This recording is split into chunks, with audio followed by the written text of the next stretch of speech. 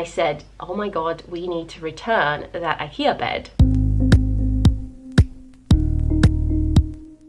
Hello, how are you? Good morning. I've got a very nice warm cup of tea here and I'm ready to talk to you about floor beds. My name is Mihaela. I talk about motherhood, entrepreneurship on my channel, all sorts of things, to be honest, even gardening. I'm going to tell you a little bit about the concept, the philosophy, the thinking behind a floor bed and why this is a good option and why you might consider it. Then I'll tell you a little bit about how we set it up, where we got the floor bed. I'll show you a little montage and footage from when we set it up many months ago. Finally, I'll tell you my experience and ask any questions that I know I probably had when I started this journey, and I know now I'm reassured that all of those worries I had were good to have, but I now have answers to them. So without further ado, let's talk a little bit about what is a floor bed and why you might consider it.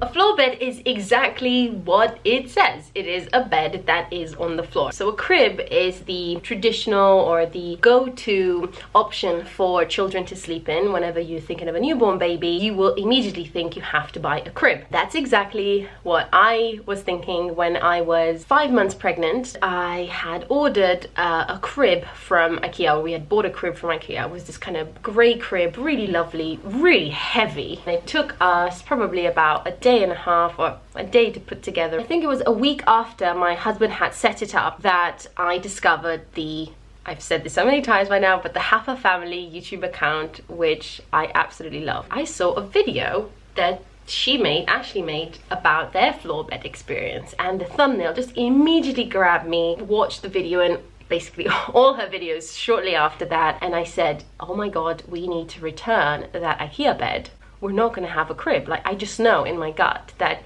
this is the best option for us. The main ideas behind a floor bed, I'm just going to put my cup of tea there because I can see it spilling everywhere. So the main idea and the main thinking behind this is that it offers the independence that your child needs in terms of getting in and out of the bed. And that is a huge difference between them being in a crib and them being in a floor bed. The fact that they can get in and out when they want. Now, it could also be something that scares parents because they'll think she's gonna always want to get out of the bed, and I'll get into that at the end of the video. I'll answer that question in terms of kind of what happens if she wants to get out of the bed. So that promotes independence, and there's this idea that the room is set up especially for them to be able to access. And I mean, this is kind of the bigger picture principle around a Montessori philosophy, if you will, is that you set up the room for your child and with your child in mind. So every piece of furniture that's in this room is kind of thought from her perspective, her being able to reach it and her being able to access it and things like that. So the floor bed in that respect is at their level and it's very easy for them to get in and get out of. This is an acrylic mirror that we put next to the bed. So what happens usually is that they will be on the bed,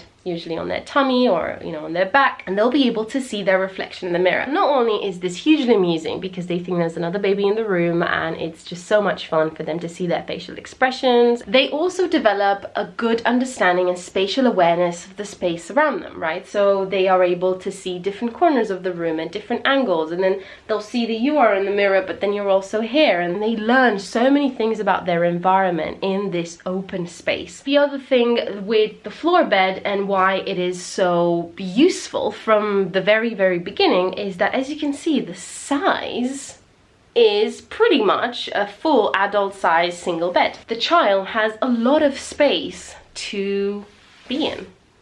It also means that it is a long-term investment. We will have this bed for her probably until she's maybe 10 years old, something like that. So that's that in terms of the benefits of having a floor bed. There probably are other ones that I missed. For us, those were the main things, you know, the independence of being able to move in and out, the fact that she develops this spatial awareness by having the mirror next to it, and then finally she's just got a lot of space to roam in, and it's a long-term investment because she'll be using this for a very long time.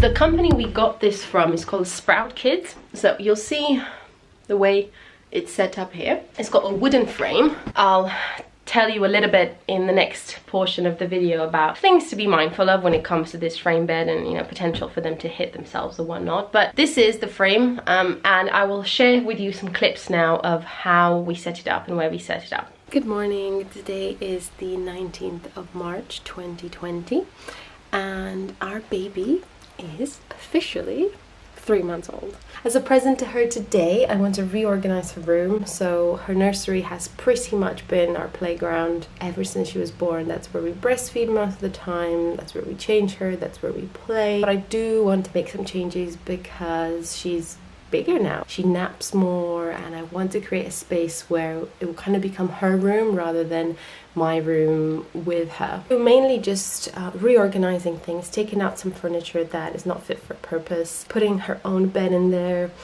and sorting things out that we have at the moment. Every single thing that we own that's baby related is in that room. Toys and clothes, all the stuff that we have isn't necessarily appropriate for a 3-month-old. So I'll give you a tour of what the nursery looks like at the moment, and then some of my plans to transform the room.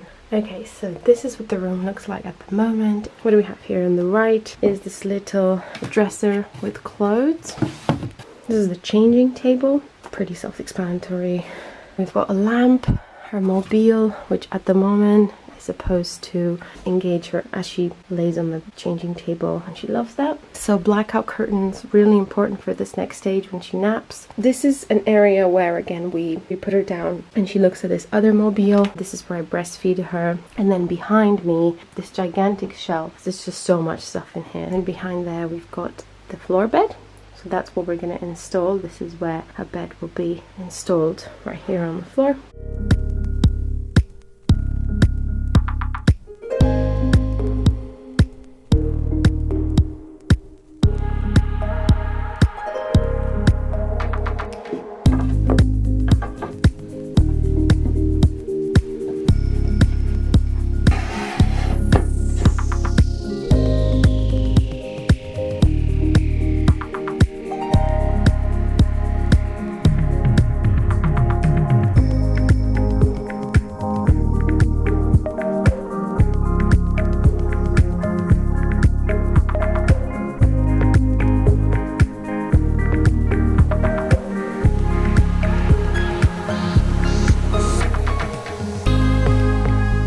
As you saw from that montage, the mattress is not actually sitting on the carpet, but there's a space between them, so there's no risk of developing mold or any moisture or anything like that. The mattress as well is a spring-loaded mattress. Underneath this we've got a mattress cover which is waterproof, and then this is a double just a simple sheet. And then the reason I have this here, this is a very soft cotton, something that I like to put on because that's pretty much where she sleeps. She sleeps mostly on her tummy. I like to change this more often than I change the white sheet. I find this so helpful in the way it's set up because it's so easy for us to comfort her and to rub her back and to help her go to sleep. Two other aspects, right? So here we've got a little, let's see if I can pull this up. This is just a kind of stuffed toy which is in between the mattress and the sheet. There he is. I'm not sure what animal this is, but this is a little stuffed toy. It's a kind of one of these long toys which you usually put under the door so that there's no draft or airflow. The reason why Mr. Stuffed Animal is in here is because this helps to create a little bit of a barrier for her. So while she can climb in and out of this bed on her own, she's not quite there yet. I mean, she does it when we play, but it's not like when she goes to bed, she like climbs into her bed herself. We still lay her down to sleep. But this just helps to create a little bit of a barrier and make sure that she doesn't roll off the bed very easily, which I'll talk about in a second. Does she roll out of bed? If you don't have one of these, you can certainly roll a towel or something. It doesn't have to be anything complicated. Finally, next to the bed, we have placed this little sheepskin type rug from IKEA, and this is very, let's see, what is it called? Can you read that? Toftlund. Toftlund. This is a very nice piece of carpet which you can sleep on if she happens to roll out of bed, which brings me nicely on to the third and final portion of the video, where I'll share with you a bit of frequently asked questions or things that I was worrying about when I first started thinking about a floor bed.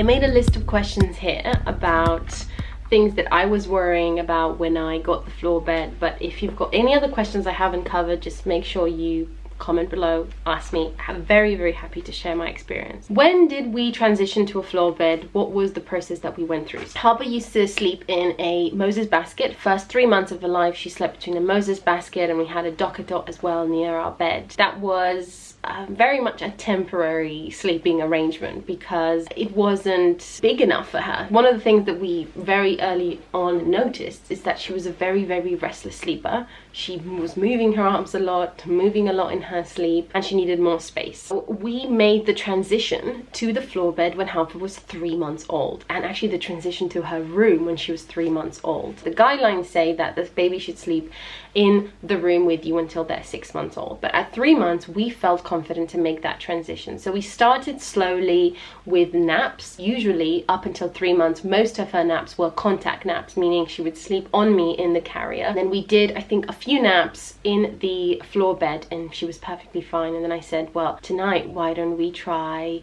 the floor bed? We would do the same technique which we did previously, just to make sure that she had that warmth when she would go on the floor bed. We'd fill up a hot water bottle and put it on the bed a few minutes before we would put her in the bed, just so that when she goes on the bed she feels that warmth, and it was just easier for her to fall asleep. We did this transition when she was 3 months and frankly haven't looked back ever since. It's been a really, really smooth transition. She was definitely not mobile at the time. She slept in it and it has been the same up until today, and she's going to be a year old in a week. So the other question I have, or I was thinking about, I'm sure you probably are thinking about, is did she roll out of bed? Yes, she did. One thing to say is that in the very, very early days when we moved her, where you see that wooden frame, so right here, we used to have a blanket. So I'll show you right now what I mean. We took a blanket, it was a thicker one, thicker than this, and I put it here.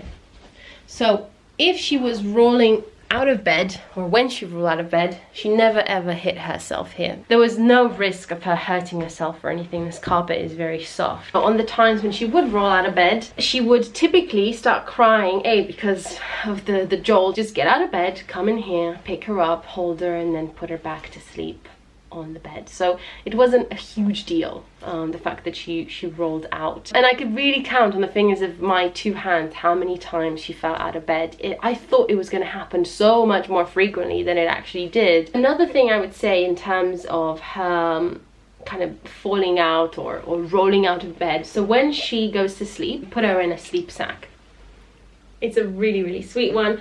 If you are a Romanian viewer of mine, I have to tell you about this company. It's called Angel Baby. Even if you're not a Romanian viewer, actually, it's just a Romanian brand. I absolutely love their sleep sacks. It not only helps her stay warm, so as you saw, there are no other blankets or anything like that in the bed, but it also helps her, you know, to be a bit contained. Not restricted in her movement, because I've definitely seen her sort of crawl in this. It just helps for her to be a little bit more snug. Did she ever hit herself on the frame? And the answer is yes. Between 5 months to 7 to 8 months, when kind of she was finding her feet, really literally, and she was getting more and more mobile, we're using lots of these little blankets, and just even now we do cover this one at the back here, even on that side and on this side. It is obviously very painful to experience, and I'm not going to lie to you to say that it never happens. It does. We just try to always be as careful as we can be. She has fallen a few times, but